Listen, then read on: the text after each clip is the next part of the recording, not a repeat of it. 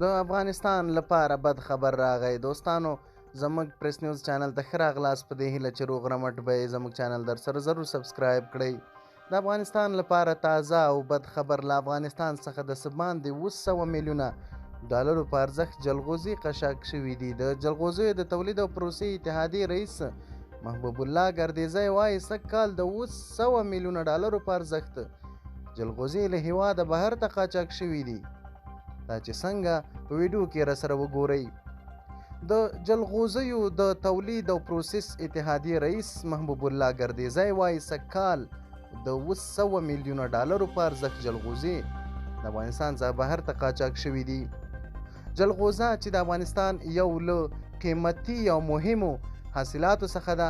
تازه داسې راپورونه ورکول کیږي چې بهر ته قاچاق کیږي او د هغه هیوادونو په نومو باندې نورو هیوادونو ته صادریږي.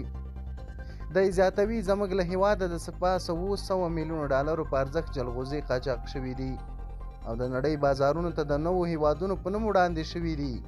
دغه اتحادیې پر طالبانو غږ وکړ چې د جلغوزې د صادراتو په پراخولو او قانوني کولو سره د دغه بارزښت افغاني حاصلاتو د قاچاق مخه ونیسي.